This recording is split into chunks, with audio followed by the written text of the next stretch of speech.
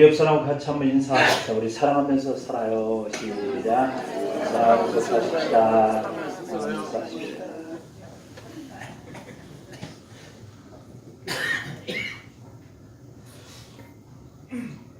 신학자인 자크 엘룰이라고 하는 사람이 하나님이냐 돈이냐 라고 하는 책을 썼습니다. 또 철학자 에릭 프롬은 우리에게 참 잘 알려진 사람인데 그분도 소유냐 존재냐 라고 하는 책을 썼습니다.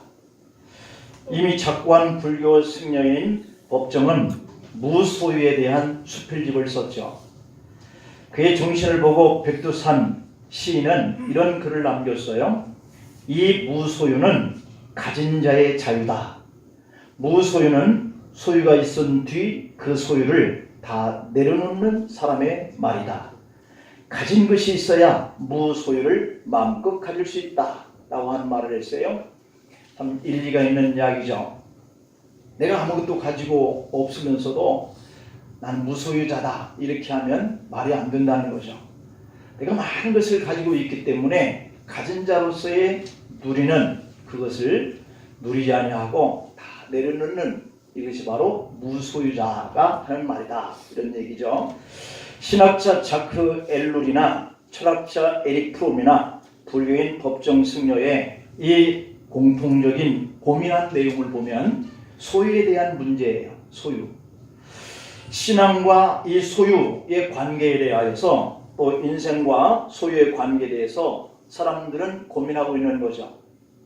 그러나 이들이 주장하는 사상은 어느 것에 더 가치를 두느냐라고 하는 이러한 문제지 물질이 필요 없다라고 하는 말은 아닌 거예요.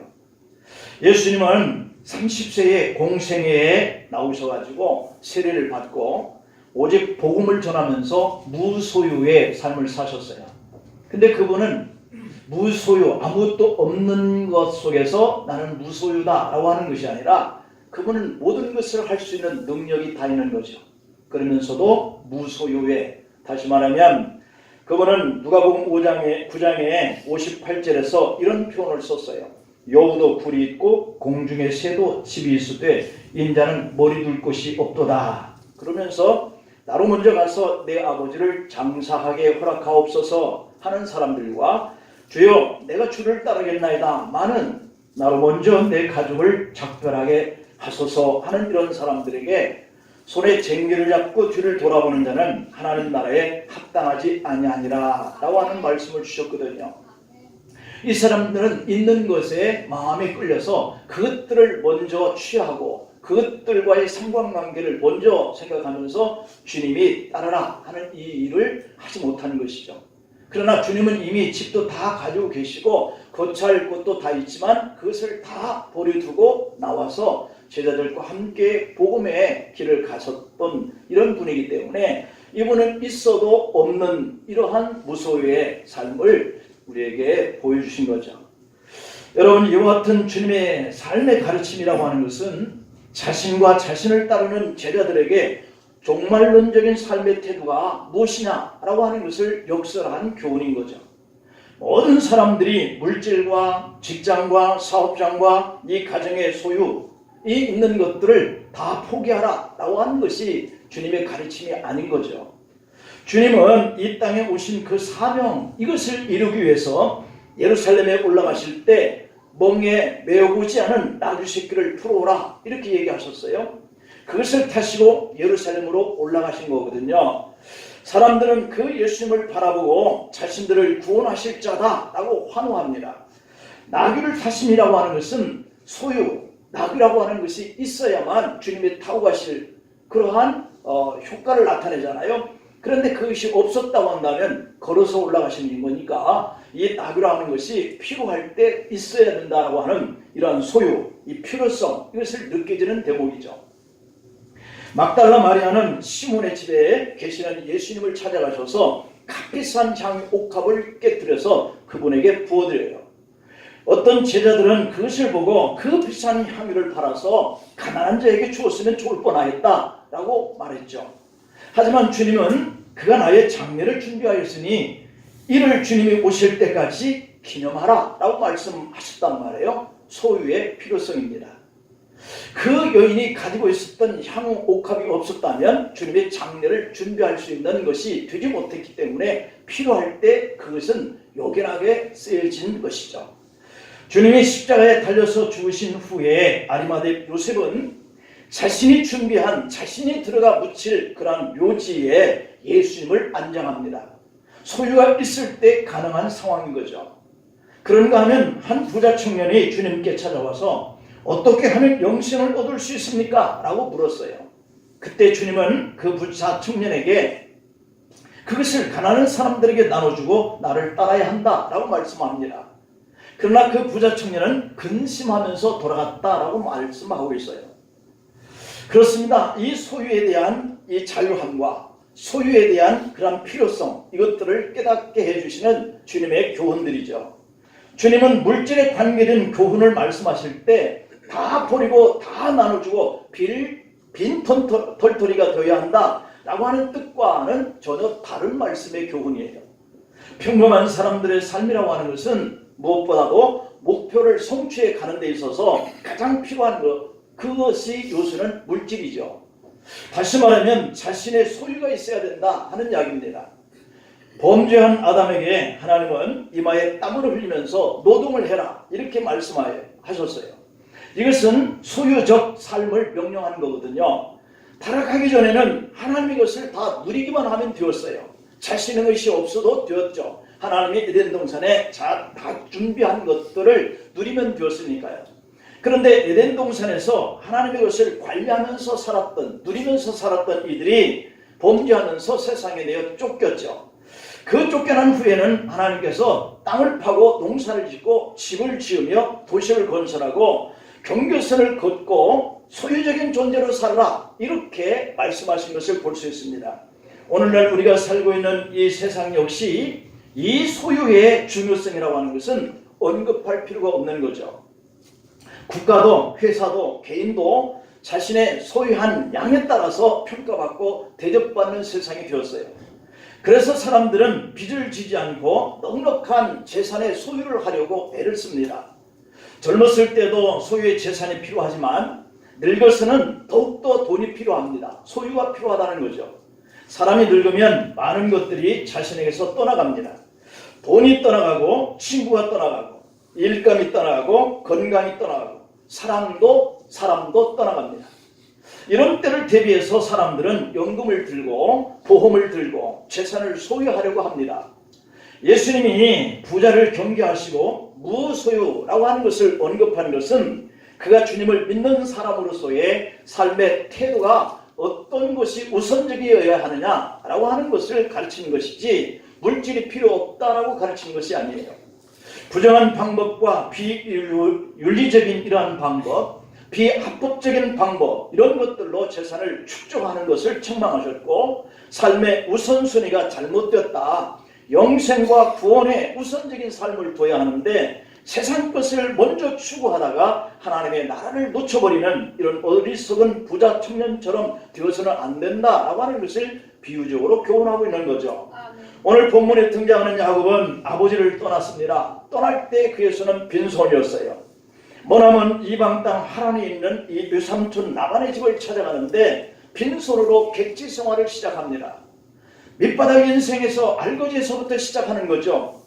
그런데 20년 만에 오늘 돌아오는데 엄청난 부자가 되어서 돌아옵니다.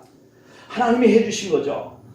가축의 떼를 이루었고 12아들을 얻었고 수많은 노비를 거느렸고 큰 무리를 이끄는 족장이 되어서 돌아오는 거예요.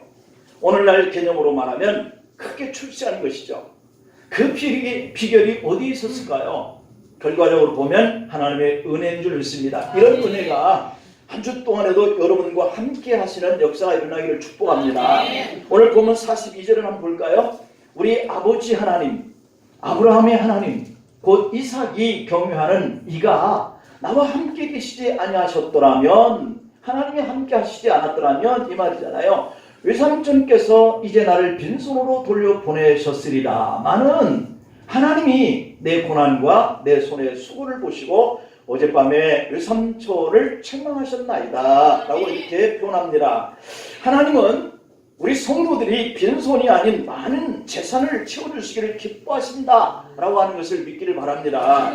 그런데 꼭 기억할 것은 성도들의 성공 이면 속에 하나님의 축복과 함께 내 고난과 내 손의 수고를 보시고 라고 하는 이 의미를 꼭 기억할 필요가 있다라고 하는 거예요. 인간의 책임이에요.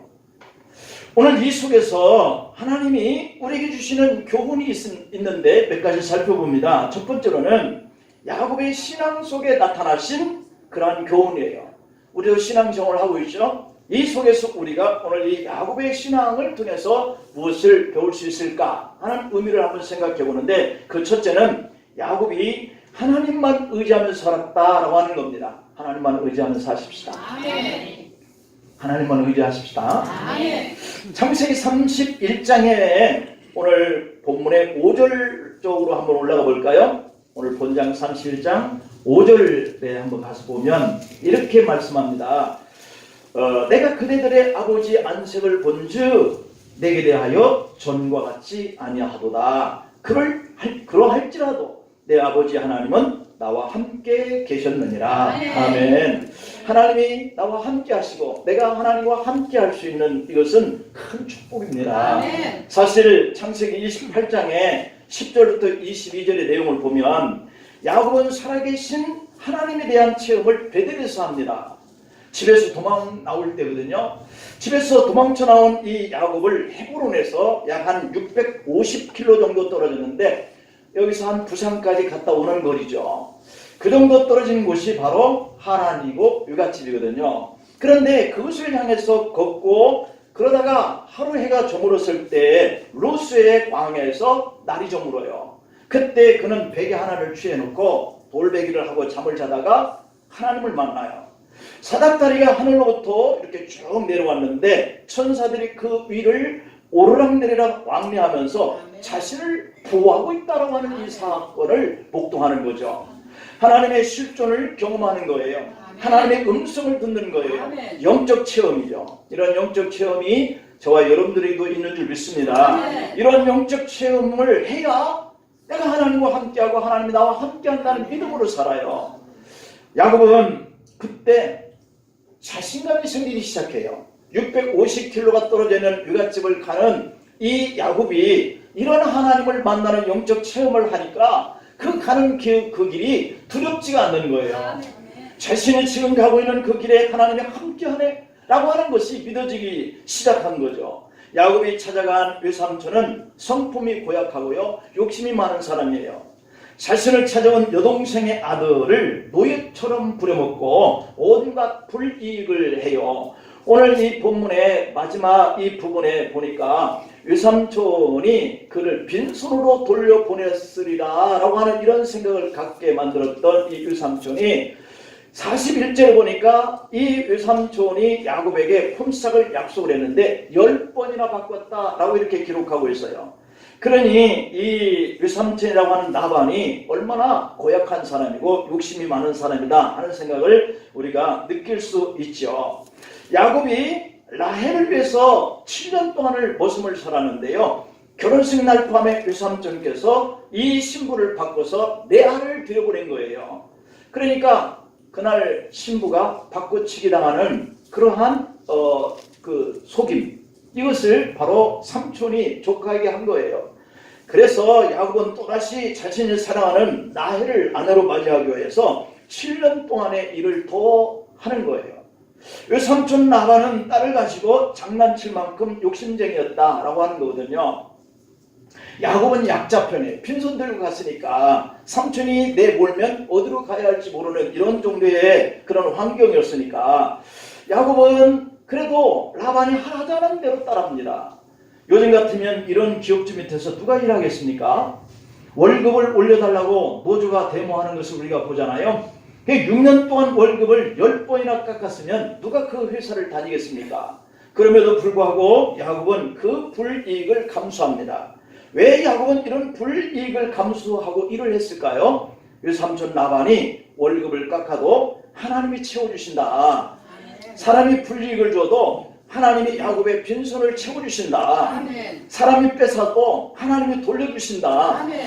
이렇게 사람이 해코지를 해도 하나님이 나에게 이렇게 축복해 주신다라고 하는 이런 믿음이 있었기 때문에 가능한 줄 믿습니다.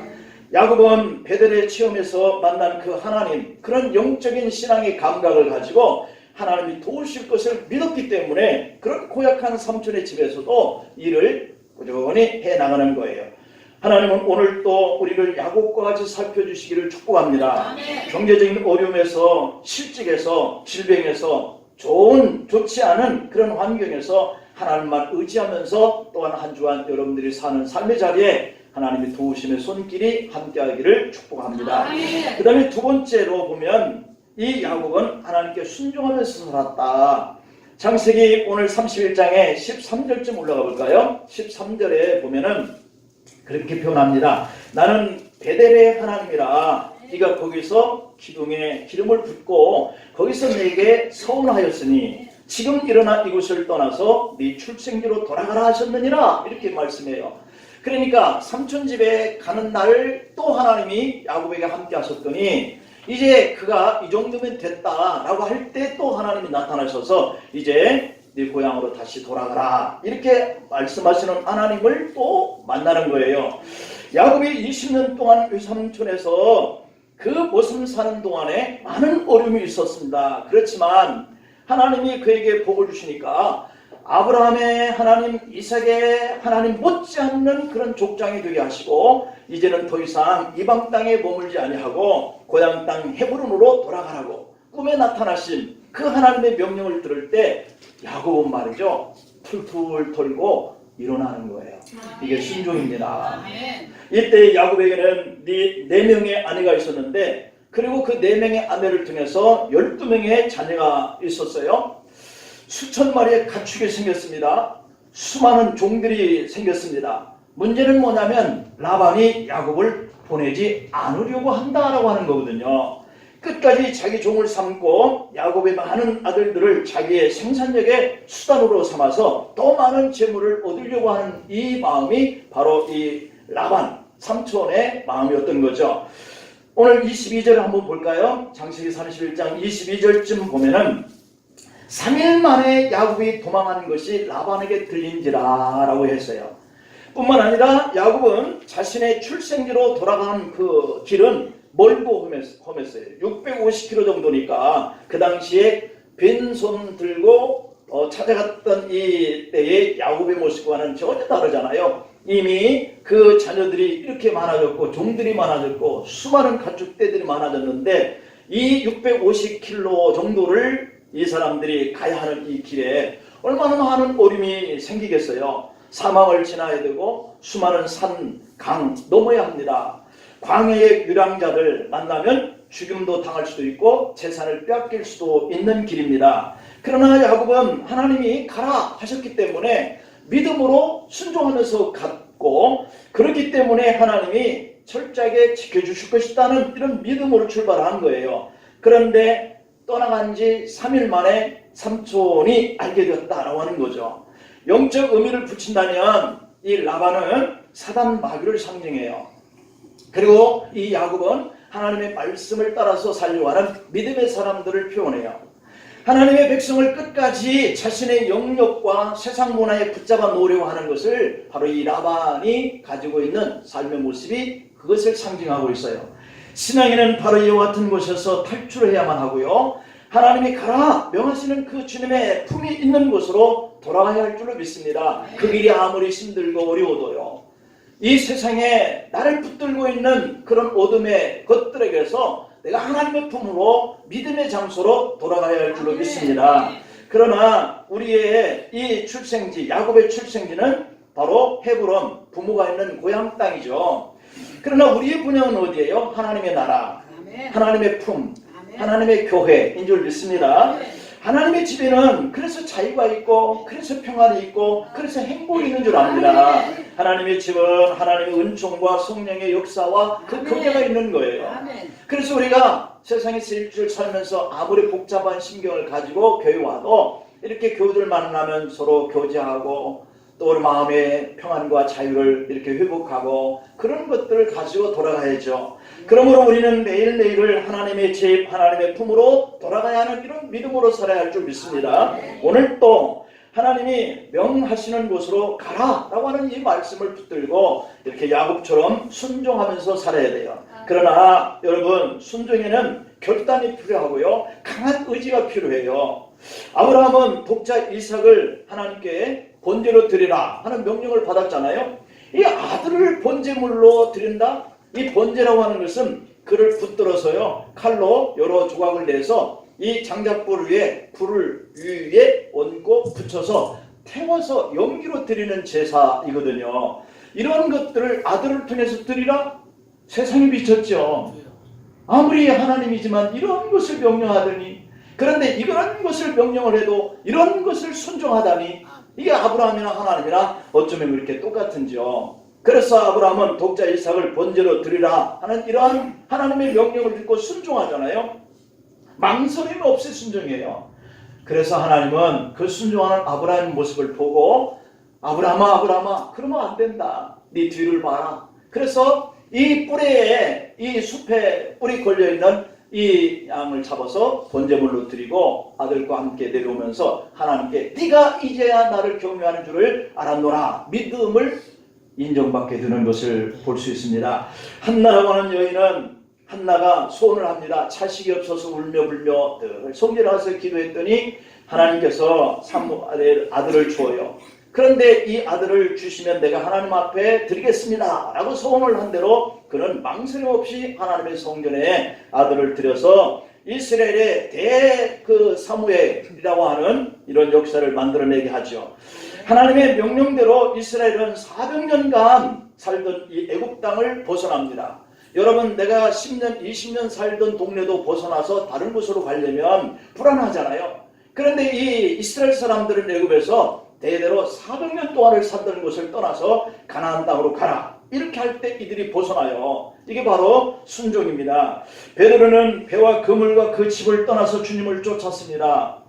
그러나 이렇게 순종한 자의 믿음의 씨앗은 기적의 그릇이 되고요, 축복의 그릇이 된 줄 믿습니다. 하나님은 순종하는 성도에게 신명기 28장에서 이렇게 약속해요. 네 하나님 여호와의 말씀을 청종하면 이 모든 복이 네게 임하고 네게 이르리니 성읍에서도 복을 받고 들에서도 복을 받을 것이며 네 몸의 자녀와 네 토지의 소산과 네 짐승의 새끼와 소와 양의 새끼가 복을 받을 것이며 네 광주리와 떡반죽 그릇이 복을 받을 것이며 네가 들어와도 복을 받고 나가도 복을 받을 것이다. 할렐루야.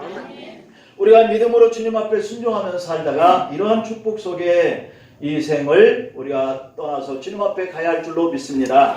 우리도 야곱이 순종함을 본받아 우리 빈손에 이런 축복을 주시는 그러한 하나님과 여러분의 관계가 되기를 축복합니다. 그다음 마지막으로 하나님 앞에서 그는 열심히 살았다라고 하는 거예요. 열심히 살았다. 오늘 본문 40절부터 42절까지 내용이 바로 그런 내용이거든요. 내가 이와 같이 낮에는 더위와 밤에는 추위를 무릅쓰고 눈 붙일 겨를도 없이 지내나이다 했으며 외삼촌의 집에 있는 20년 동안 외삼촌의 두 딸을 위하여 14년, 외삼촌의 양떼를 위하여 6년을 봉사하였으며 외삼촌이 품삯을 10번이나 받고서나 아브라함의 하나님 곧 이삭에 경외하는 이가 나와 함께 계셔서 외삼촌으로부터 빈손으로 돌려보내지 않게 하셨다라고 이렇게 고백하고 있습니다. 이 모든 일이 하나님이 야곱의 고난과 그리고 야곱의 손의 수고를 보시고 외삼촌으로부터 복을 받게 하신 줄 믿습니다. 그렇습니다, 여러분. 하나님이 야곱에게 이런 복을 받게 하신 것은 주어진 일에 열심을 다했기 때문이에요. 그래서 이렇게 우리가 복을 받는 것도 내가 열심히 노력하는 대가가 필요한 줄 믿습니다. 아무나 부자가 되는 것이 아니라는 말을 하잖아요.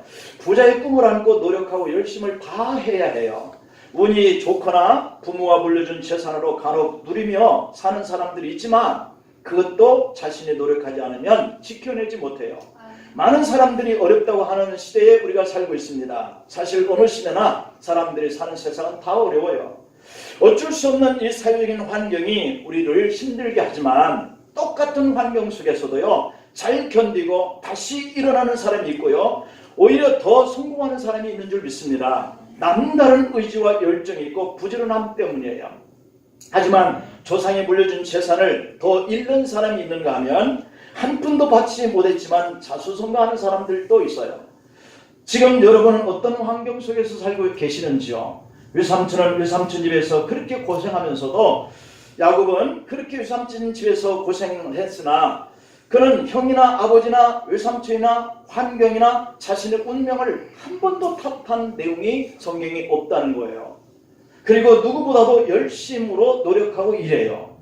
여러분이 주어진 일에 참 힘들어도 최선을 다해서 야곱을 도우셨던 그 하나님의 축복이 여러분에게도 일어나기를 원합니다. 그렇다면 결론적으로 하나님은 야곱을 무엇을 돕고 축복하셨느냐라고 하는 점이에요. 그 첫째가 많은 재물을 얻도록 돕고 축복했다는 거죠.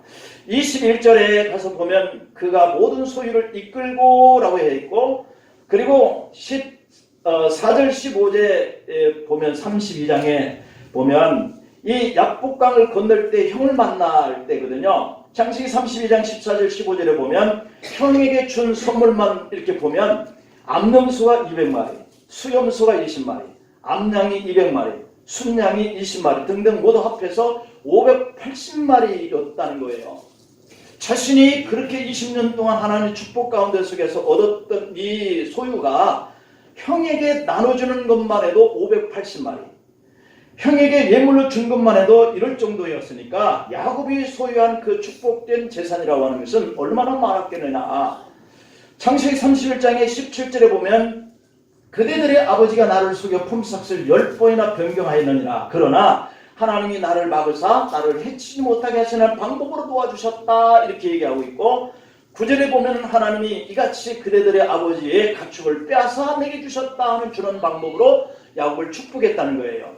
부모가 아무런 재산을 물려주지 않았어도 부모를 원망하거나 탓하지 말고 하나님과의 관계를 잘 하시면 이런 도우심과 복을 받게 된다는 거예요. 그 다음에 두 번째 이 복은 자식을 많게 했다 이래 말씀해요. 우리가 아는 대로 야곱은 12명의 아들과 딸이 있었잖아요. 시편의 127편 3절 4절을 보면 자식은 여호와의 주신 기업이다, 태의 열매의 상급이다 이렇게 표현해요. 많이 나누는 것도 중요하지만 잘 키우는 것도 축복인데, 야곱의 아들들 12아들들은 이스라엘 민족의 12지파의 조상이 된다는 말이에요. 유목생활과 농경사회 속에서 자녀들이 정말 생산 능력이고요, 재산인데, 울타리인데, 오늘날도 물론 자녀들이 그런 울타리가 되긴 하지만 하나님은 야곱의 빈털터리의 인생을 이렇게까지 채워주시고 가득 안겨서 돌아오게 하셨다. 밑바닥의 인생에서 출발했어도 높은 자리에 올려주시는 분, 절망의 골짜기에서 일어났어도 풍족한 가문을 이루게 하시는 분, 그분이 저와 여러분들이 믿는 하나님이세요. 여러분의 빈손에도 여러분의 가문에도 마음껏 축복하시는 하나님의 도우심의 소망이 이 한 주 동안에도 여러분과 함께 하시는 그러한 기간이 되기를 축복합니다. 기도하시겠습니다. 아버지 하나님, 주님의 크고 놀라우신 그 사랑을 생각하면서 오늘 또 한 주간을 출발하는 우리 성도들에게 야곱에게 주셨던 그런 재물의 소유와 자식의 소유를 받게 하셔서 이 땅에 사는 날 울타리가 되고 든든한 버팀목이 되게 하여 주시옵소서. 예수 권세와 권능과 능력이 오늘 또 주의 성도들과 함께 하시고 한 주 동안에 나가는 믿음의 용기와 소망이 되게 하여 주시옵소서. 예수님의 이름으로 기도하옵나이다. 아멘.